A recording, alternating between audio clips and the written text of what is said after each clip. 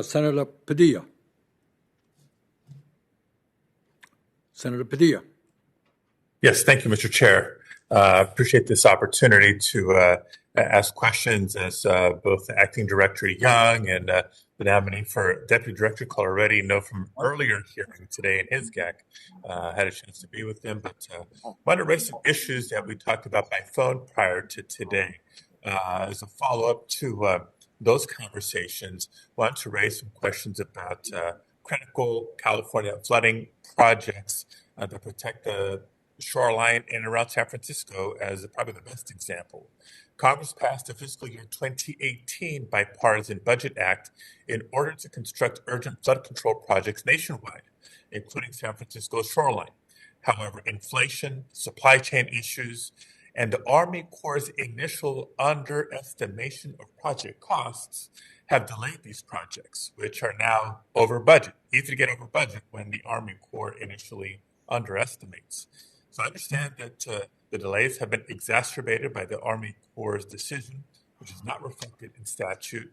And I would note that unless 100% of the project costs are in hand, it cannot move forward with any piece of the project.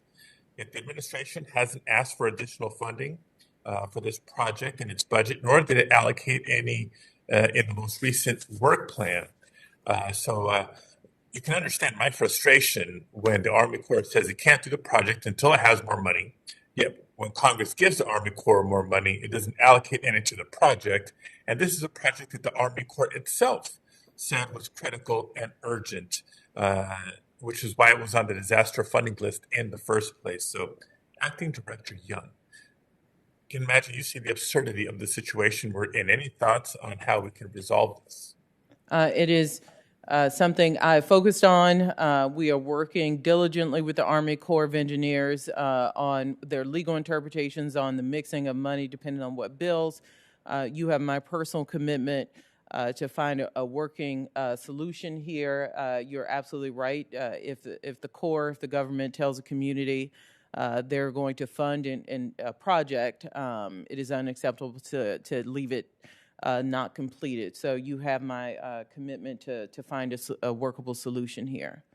So, well, thank you for that. Another Army Corps item while I have you.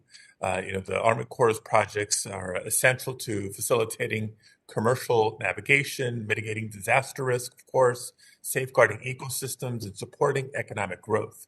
Now, OMB plays an influential role in the implementation of these projects, both clearing the authorization of a project and, once authorized by Congress, approving both funding requests in the president's budget as well as funding allocation to Army Corps' work plans. Acting Director Young, will you commit to evaluating potential changes to budgeting policies and economic benefit calculations that currently structured, disadvantage lower income communities and often communities of color, for example, where property values are lower? This is why you see a focus and an entire executive order on the issue of equity. Sometimes the scores don't give a full story on the reasons the federal government should invest in communities. So you certainly have my commitment to make sure we look at a wide breadth of things when we look at federal investments. Thank you. And in the time remaining, a question for Ms. Coloretti.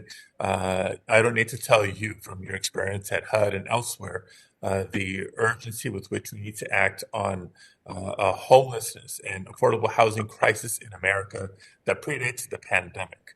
The pandemic has underscored the need for affordable, safe, and supportive housing. Over the past 2 years, though, many have lost their housing. Others have struggled to make rent or mortgage payments for the first time. And these hardships disproportionately impacted communities of color, lower income families, and those with disabilities. With your previous experience, how can you help shape or strengthen housing programs to better serve the people of our country?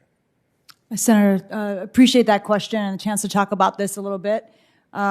My understanding is that the Biden administration has a strong commitment to increasing the supply and the affordability of housing. And in fact, in the FY22 budget, added additional dollars into housing choice vouchers, affordable housing supply, and resources to prevent and address homelessness for our most vulnerable. One of the things I was privileged to work on when I was at Housing and Urban Development was the issue of ending veterans' homelessness. And the issue is a coalition of federal, state, and local stakeholders to really address housing needs for the most vulnerable. And I believe the Biden administration is pointed in the right direction on this.